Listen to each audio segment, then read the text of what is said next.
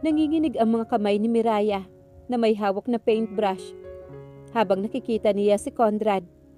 Nahubad, pero nagawa niya pa rin na mag-concentrate at hayaang lamunin ang isip ng bawat stroke ng paintbrush. Gaano ka nakatagal nagpipinta? Muntikan pa siya mapatili nang bigla na lang pumaibabaw sa tahimik na paligid ang malalim nitong boses. Sinilip niya ito mula sa nakaharang na canvas sa pagitan nilang dalawa. Ingat na ingat siya na hindi dumako ang mga mata sa bahaging natatakpan ng nakataas nitong kanang tuhod. Nasa sandalan ang kaliwang braso nito. Bahagyang nakasandal sa armrest ang bahagi ng katawan habang nakatuko doon ang kanang siko. Babe, hindi pala niya kaagad natugon ang tanong nito. Live painting session, ngayon pa lang. Sketching naman, simula bata pa ako. In-enroll siya ng Tatay Raul noon, kada summer sa isang art class sa bayan. Kung ang iba ay magaling sa salita, sa pagguhit naman siya masasabing may maipagmamalaki. Sa paraang ito niya nagagawang express ang sarili at ang hindi magawang sabihin. Kahit hikahos ay sinisikap ni Tatay Raul na mas mapagbuti ang hobby niya. Nag-aral ka ba ng fine arts? Hindi. Sagot niya sabay iling na parabang makikita nito ang reaksyon. Gayong natabunan ang mukha niya ng canvas. Hindi nila afford.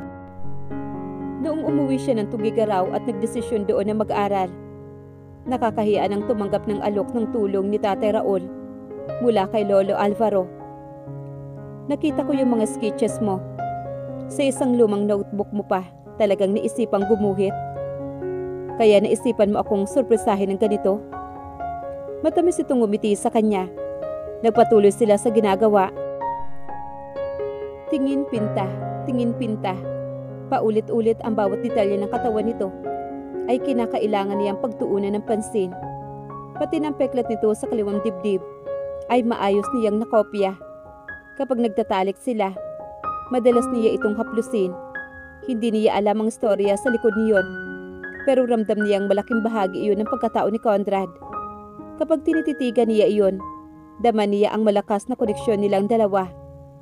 Sa muling pagbalik ng mga mata niya sa mukha nito, nagtagpo ang mga titig nila. May intensidad sa mga mata nito na naghatid ng kilabot sa kanya, lalo na ng paanong paraan ng dila nito ang ibabang bahagi nito.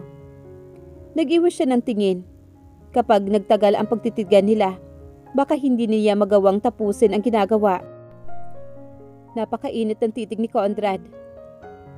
Para bang nanlalapot ang pawis niya. Nalaglag ang nakatabing na pulang tela sa ibabang parte ng katawan nito. At ganoon na lang ang pagginit ng kanyang mukha nang matitigan ang tila sumasaludo nitong kahindigan. Namiss na niya ang bagay na iyon sa loob niya. Walang pasubali. Hindi siya magpapaka-ipokrita. Tumayo si Conrad. Hinayaan itong malaglag ang tela sa paanan nito. Lumapit ito sa kanya. Bawat hakbang nito ay parang gagang pinapanood ito. Lumapit itong hindi tila hinihiwalayan ng titig ang isa't isa. Ngayon ay nakatayo na sa harapan niya si Conrad. Kumakalampag ang puso niya. Tila nabingi na siya sa lakas niyon. At halos tatalo na ang puso niya sa tindi ng pagkakakbog. Mira.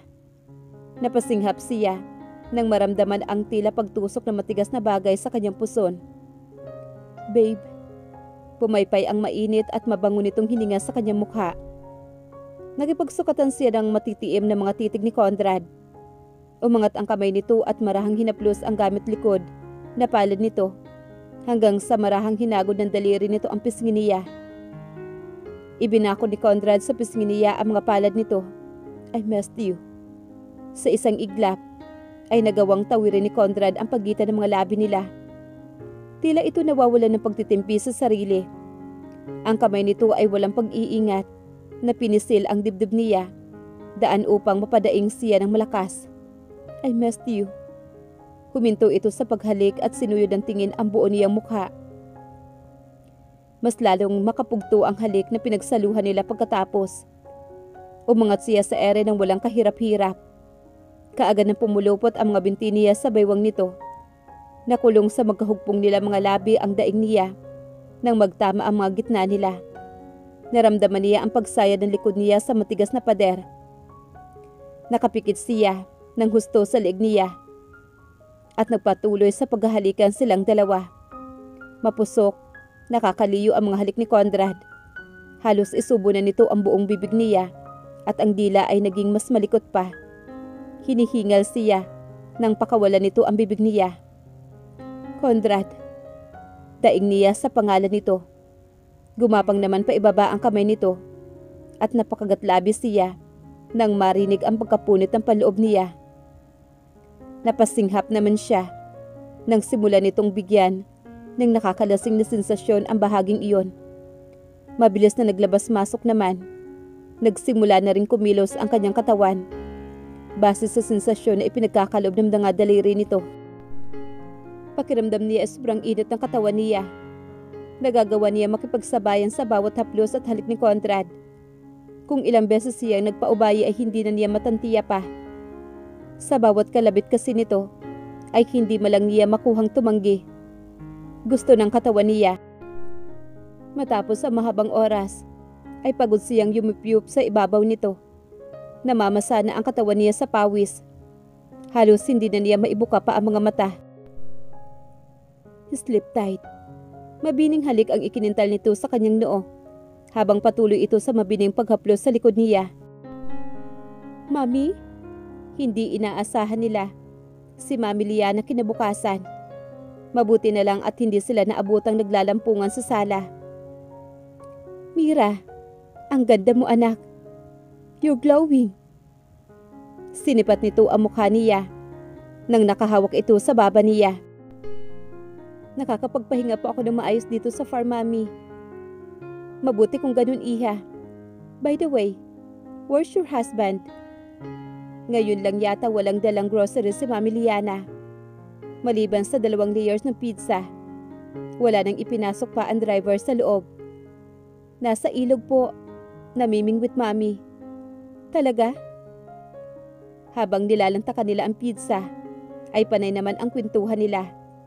Hanggang sa dumating na nga si Conrad. Humalik ito sa pisngi ng ina at nikisalo na rin sa kanila. Matapos maghugos ng kamay sa lababo. Handa na ba ang mga gamit nyo? Kunti lang naman ang mga gamit namin. Madali lang pong ayusin, Mami. Nagpalipat-lipat ang paningin niya sa dalawa. Naibaba niya nang wala sa oras ang slice ng nangangalahati ng pizza. May hindi po ba ako alam? Ngumiti naman si Mami Liana at tinapik ang likod ng kamay niyang nakapatong sa mesa. Conrad and I, 3 days ago, you were lonely. He thought that naboboard ka na rito, so I suggested for you to come back to Manila. Maybe it's time na muling balikan ni Conrad ang buhay na naiwan niya roon. Tinitigan naman niya si Conrad. Walang pag-alinlangan o pagtutol sa mukha nito. Para bang nakahanda na nga itong balikan ang dating buhay. Dapat ay makaramdam siya ng tuwa dahil kapakanan niya ang unang-unang iniisip ni Conrad. Pero iba ang kabog ng dibdib niya. May tahimik na sigalot sa kaloob-looban niya. Mas gusto niya ang manatili na lang sa Bulacan. Nakakaramdam siya na mas safe siya rito. Malayong malayo kay Olga. Pero natagpuan na lang niya ang sariling nakiayon sa mga desisyon ng dalawa. Wala naman siya magawang dahilan para tumutol. Unreasonable naman kung sasabihin niyang natatakot siyang makahalubulong muli ni Conrad sa mga tao. Pagkatapos ng pananghalian ay gumayak na sila. Sinama ng Lorna muna ang tatao sa bahay. Bago lumulan ng sasakyan, may kailang ulit niya munang pinasadahan ng tingin ang bahay. Mira, parang wala ka na yatang balak na iwanan itong bahay. Pabirong po na naman ni Mami Liana. Kanina pa napabuksan ni Conrad ang pintuan ng sasakyan sa backseat kung saan siya mauupo roon. Sumakay ka na babe, gagabihin tayo sa biyahe. Tahimik siyang naupo, kahit pa nga mabigat sa loob niya sa pag-uwi nilang ito. "Are you okay?" Tanong ng asawa na hinapit siya papalapit sa katawan nito. "Okay lang naman." Nirelax niya ang sarili. Inalis niya ang anumang takot at pamangamba at hinayaan ang sariling matulog sa buong biyahe. "Manila, be good to me please." Pipinghiling niya bago tuluyang agawin ng antok ang kanyang diwa. Gabi na makarating sila sa Manila. Back to Manila, back to reality. 2 buwan lang siyang nanatili sa Bulacan. Pero pakiramdam niya ay matagal siyang nawala. Nakakapanibago, nakakakaba ang muling pagtungtong nila sa lungsod. "Welcome home, Conrad, Mira." Ang excitement ni Mami Liana ay hindi matatawaran. Pero naroroon ang katatagan na dati na niyang nakikita sa asawa. "You'll be okay, son."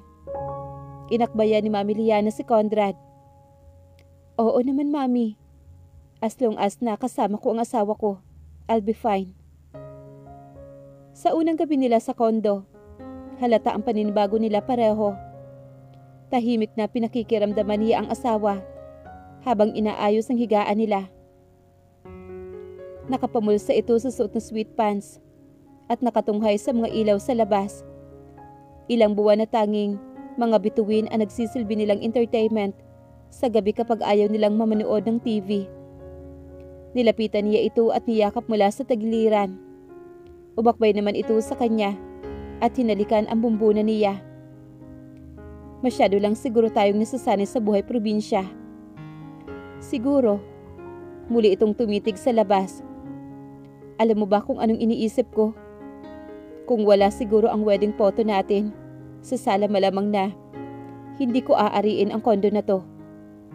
Nagpapasalamat siya kay Mami Liana. "Matulog ka na." Tumanggi muna ito, ngunit makalipas ang ilang saglit ay nahiga na rin ito sa kama. Hinila siya nito upang makatabi ito, ngunit mabilis siyang umahon. "Saan ka pupunta?" "Magbibihis lang." Mabilis siyang lumabas ng silid at nagmamadaling naligo sa banyo. Kailangan na rin niyang ilipat ang iilang gamit sa silid ni Conrad bago pa ito magtaka na magkahiwalay ang mga damit nila. Pagpihit niya sa seradora ng pintuan, nabungara niyang nakatayo si Conrad sa gilid ng pintuan. "Sa kwarto mo na lang sana ako hinintay. Alam mo namang hindi ako makakatulog hanggat hindi tayo magkatabi, hindi ba?" Tumaba naman ang puso niya roon. Sandali lang. Maingat niyang idineposito sa hamper na nasa gilid ng closet ang gamit na damit at kumuha siya ng medyas pagkatapos. We had separate closet and bath. Nangunot naman ang noo nito. Halata ang pagtataka. Nahihirapan siya maghagilap ng dahilan, pero naitawid niya. "Hindi ko pa kasi naaayos ang mga gamit mo. Wala pa akong space sa walk-in closet mo." Malaki ang walk-in closet nito. Kasya ang maraming damit. "Halika na, tulog na tayo." Pinasigla niya ang boses at tinig. Hinila niya ito palabas, ngunit sa pagtataka niya ay nagtungo ito sa tapat ng closet niya at binuksan iyon. Isa-isang kinuha ni Conrad ang iilang pirasong damit na naroroon at inilipat sa silid nito. Amazed na nakatitig lang siya sa bawat kilos nito. Lahat ng gamit niya ay dala-dala ni Conrad papunta sa closet nito. Kaya naman hindi niya napigilan ang sarili na halikan ng asawa. Siya ang unang humalik rito at ng gabing iyon ay nagawa na naman nila ang ginagawa ng buhay mag-asawa. Mabibilang lang naman sa daliri na walang nangyayari sa kanila kapag magkatabi sila ng asawa. Isang beses lang dahil napagod siya kaagad. Kinaumagahan ay masigla siya naghanda ng almusal. Heavy breakfast dahil itutour down ni Tito Lauro si Conrad sa opisina nito. Habang inaayos ang pagkain sa mesa, ay may pangambang namuo sa kalooban niya. Ayaw niyang husgahan o i-take advantage ng iba si Conrad dahil sa kondisyon nito. Pero nangako naman sina Mami Liana at Tito Lauro na ipapasya lang ito para maging familiar muli sa iniwan nitong routine. Matalino si Conrad. Kahit may amnesia pa, naniniwala ako na pagkakatiwalaan pa rin siya ng mga tao. Habang nasa opisina naman si Conrad, matiyaga naman siya naghintay sa pagbabalik nito. Ilang buwan ding napabayaan ang unit sa paglilinis na natuon ang buong oras niya. Nagbihis siya ng magarang bestida at nagwisik ng pabango. Kailangan niyang maging maganda sa mga mata nito. Subalit pumatak na ang gabi ay hindi pa rin ito nakakabalik. Nag-alala na siya. Aligaga na siya sa paghihintay habang nakatitig sa nakahanda ng hapunan. Bigla na lang pumasok sa isip niya ang posibilidad na baka nakaharap na nito si Olga. Isipin pa lang ay kabado na siya. Uwi ka na, Conrad. Panalangin niya. Nang bumukas ang pintuan at iluwas si Conrad, ay halos napatalon siya sa tuwa. Sinugod niya ito na mahigpit na yakap. Ang tagal mo. Miss na kita. Natatawang pinupog lang ng halik ni Conrad ang leeg niya at gumanting yakap ito sa kanya. I'm sorry. May dinaanan lang ako. Nasaan ang kiss ko? Ipagdadamot ba niya yon? Siya na ang kusang tumingkayad at humalik sa mga labi nito. Ang magaang halik ay nauwi na sa mapusok na halikan. Bumili ako ng pansit at inihaw na sariwang isda yung paborito mo. Idinaan ako ni Tito Lauro sa isang kainan at siya na rin ang naghatid sa akin rito. Hindi niya mapigilan ang pag-alpas ng tuwa sa puso niya. Sa kaniya lang napansin na may hawak palang supot si Conrad sa kaliwang kamay nito. Masagana silang kumain ng hapunan. Akala ko sa labas ka na kumain. Napahinto naman ito sa pagsubo. Lagi kong pipiliin na umuwi rito at tikman ang mga niluto mo. Kalabisan man ang sabihin pero gusto niyang maiyak dahil ipinararamdam ni Conrad sa kanya na importante siya. Pagkatapos nilang kumain ay nagdesisyon silang manood ng TV sa kwarto. Nakasandal si Conrad sa headboard habang yapos naman siya nito. Law and Order SVU ang pinanunood nila. Basta na lang doon huminto ang kamay niya sa katagalan ng pamimili niya ng channel. Kumusta nga pala ang lakad mo? Well, it was confusing, but fun. At the same time, I wander around the office. Ngumiti ito sa kanya. May office. Ulit nito sa sinabi na tila kinakabisado ang bagay na iyon. Nakakapanigbago. Sobrang laki. Parang hindi ito makapaniwala. Kung pwede naman sa isang maliit na space lang sa office na lang ako. It just felt like I was so detached from people. Tahimik lang siya nakikinig sa mga kwento nito habang pinaglalaro nito ang mga daliri nilang dalawa sa ere. At nakita ko yung pangalan ko sa loob ng pintuan. CEO. Masasanay ka rin. Wika naman niya rito. Mas sinapit siya nito papalapit sa katawan. Ewan ko. Mas nakikita ko kasi lang ang sarili ko na nag-harvest ng mga bulaklak at namimingwit habang nasa isang sulok at hinihintay ako. Humalik ito sa leeg niya. Kaya mo bang maghintay sa akin ng buong araw sa opisina? Will that be okay with you? Anong ibig mong sabihin? Nagsimula na namang kumabog nang malakas ang puso niya. I want to tag you along. Umawang naman ang bibig niya at hindi ka agad nakasagot. Basta na lang nangilid ang mga luha niya. Siyempre, kahit anong gusto mo, gagawin ko. Dumaos-dus ito at ngayon ay magkapantay na ngayon ang mga mukha nila.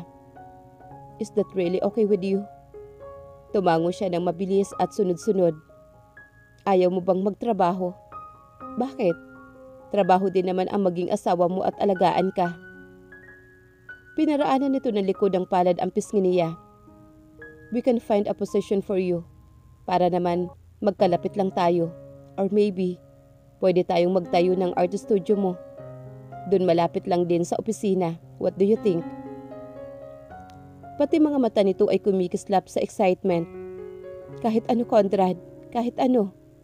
Masayang wika niya rito. Basta kasama niya ito. Okay lang sa kanya. Tinamnan nito na masuyong halik ang noo niya. Kasunod niyon ay ang paghalik nito sa bibig niya. Walang pagmamadali, napakabini, pero bumabao ng malalim sa kaibuturan ng puso niya. Nang bumaba ang halik nito sa leeg niya, ay ito na rin ang kusang umawat sa sarili. Lagi na lang kitang napapagod. Kung hihilingin ito, kusa siyang bubuka ka rito. Pero mas gusto lang talaga niya ang matulog na mahimbing, nakatabi ito, habang nakayakap rito. Mas matindi pa iyon kaysa sa mapusok na pagniniig. Kinaumagahan ay nagdesisyon si Conrad na kumain sila ng umagahan malapit lang sa cafe, doon sa mismong kinakainan nila noon. Muli silang umakyat sa unit at naligo ng magkasabay. Ang maikli at mabilis na pagliligo ay inabot ng matagal. Handa ka na ba? Okay. Ito na ang unang beses na bumaba sila ng building na magkahawak ang mga kamay habang nakatitig ang mga nakasabayan sa elevator.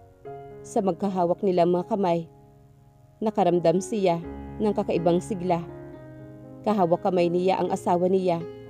Hanggang sa backseat ay hindi naghihiwalay ang mga iyon. Una nilang binisita si Lolo Alvaro. Matagal sila roon hanggang sa pananghalian. Anong susunod? May bala ka pa bang mamasyal? Nakangiti ito sa kanya. Well, ano pa bang gusto mong gawin na magkasama tayo? Nag-isip siya ng isasagot. Malling? Then, ikaw ang masusunod. Hinarap nito ang driver at inutusang magpahatid sila sa pinakaunang mall na mararaanan nila. Hindi niya alam ganito pala ka-excitement na maramdaman niya sa sarili dahil lang sa simpleng bagay. Nang mapadpad sila sa food stall, parang kinikilala kaagad ng mga paa niya na sundan ang mabangong amoy ng pagkaing hinahanap niya. Natatawa na lang si Conrad sa kanya. Ayun, masiglang turo niya sa nagbebenta ng shawarma. Iyon naman ngayon ang hinahanap ng appetite niya. Pati si Conrad ay nahawa na rin sa kanya. Naglalakad silang pinapapak ang pagkain habang hindi naghihiwalay ang mga kamay. Hanggang sa may tumawag ng pansin ni Conrad. Conrad? Pareho silang napahinto ni Conrad at napatingin sa pinagmumula ng boses. Kilala niya ang taong nakatayo ngayon na 2 metro lang ang layo sa kanilang dalawa. Oh my God! It's been a while! Kababakasan ng tuwa ang mukha ng abogadong kaibigan ni Conrad. Minsan lang niya itong namit noon sa hospital at wala pang malay si Conrad noong araw na yon. Kaagad nitong niyapos ang asawa niya na nagtataka lang sa nakatitig na lalaki. Nakatitig ito sa kanya na tila nagpapasaklolo. Are you okay now? Feeling confused, tinitigan lang ni Conrad nang may kunot sa noo ang lalaki. Sa kawalan ng rekognasyon, ay dahan-dahan nag-withdraw ng yapos ang abogadong. Si Jason tama. Jason ang pangalan nito. Conrad, namiss ka na ng tropa. Bahagya pang sinuntok ng abogado ang dibdib naman ni Conrad. At lalong-lalo na si Olga. Olga. Sumigid ka agad ang hindi maipaliwanag na takot sa dibdib niya nang marinig ang sinabi nito. Tinitingnan niya si Conrad. Maliban sa kunot ng noo, ay wala na siyang mababakas pa. Alam kaya nito ang tungkol sa annulment? Sigurado dahil magkaibigan ang mga ito. Kaya ba sobrang tapang nito kung manugod sa kanya? Kinakabahan siya. Alam niyang namumutla na ang mukha niya. Pinagpawisan ang mga kamay niya at napahawak siya na mahigpit sa braso ng asawa. Mas nagwala ang puso niya nang bumaba ang titig nito sa mga braso nila. Okay, I see. Napatango-tango naman ito. Tumingin naman sa kanya si Jason. Hindi niya malaman kung ano ang eksaktong nakapalood sa mga titig na ito. Pero nakaramdam siya ng panliliit sa sarili. Malapit na kaibigan ito ni Conrad. At ito na ang nagpadala ng papeles sa kanya. Yun ang huling araw na nakilala niya ito. Hindi tayo formal na naipakilala sa isa't isa. Naglahad ito ng kamay sa kanya. Napatingin naman siya kay Conrad. At hindi pa man dumadaop ang palad nito sa kanya, ay kaagad nang nakabakod si Conrad. Hinila siya nito at halos isuksok na sa dibdib nito. Conrad, ipinapakilala ko lang ang sarili ko. Napapailing na ibinaba nito ang kamay. Okay, ganito na lang. Alam ko namang nahihirapan ka pa na alalahanin ang nakaraan. Muli itong bumaling sa kanya. Would be helpful if hindi siya laging nakakulong sa bahay. O kaya naman pwede kaming pumunta sa inyong kondo para makapag-inuman. Makapag-usap at makapag-inuman.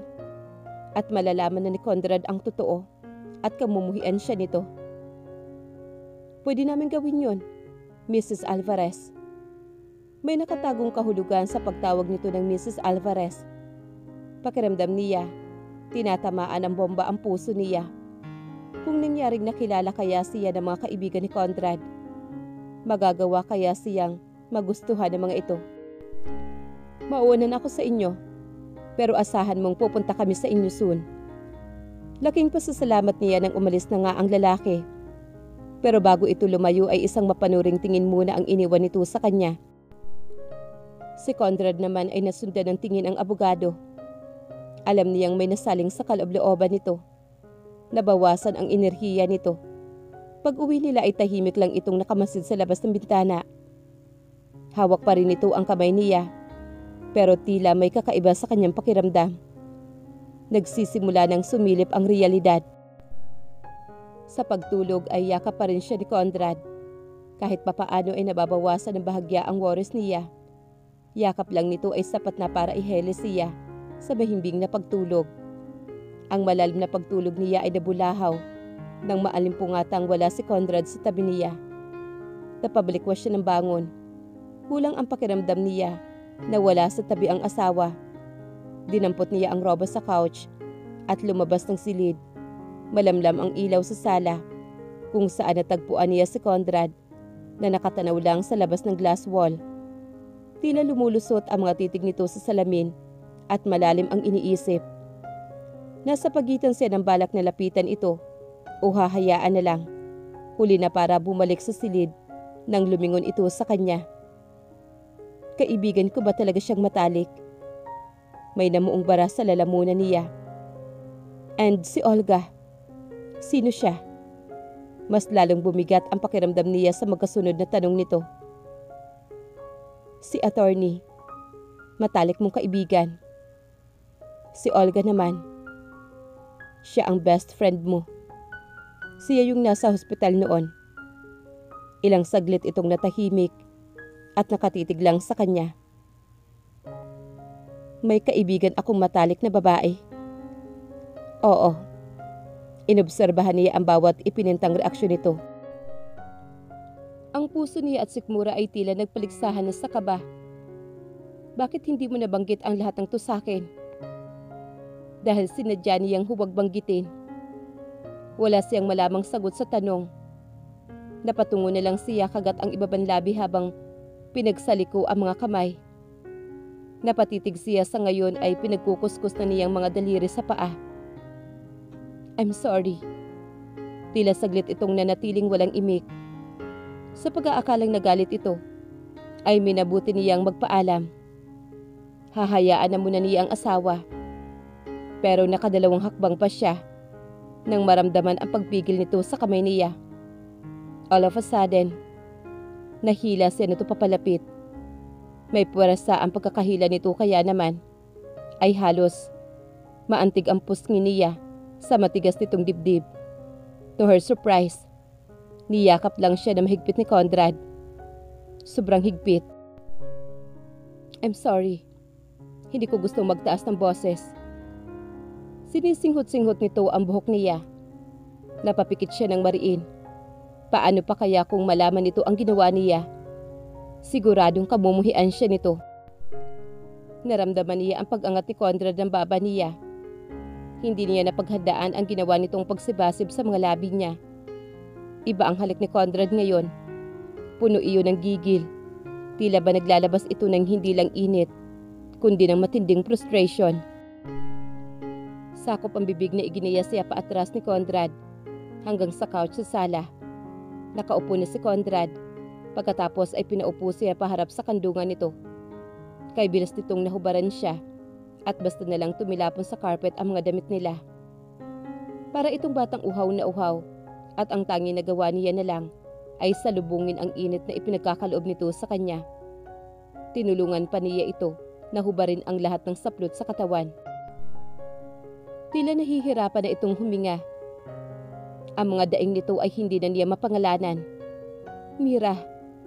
Napamulat siya ng mga mata. Tila puno ng pangangailangan ang boses ni Conrad. Hinaplos nito ang pisngi niya.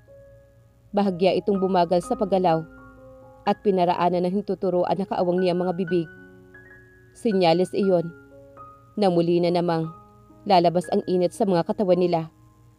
Lumapaypay siya sa balikat nito habang patuloy nitong inaabot ang rurok ng tagumpay.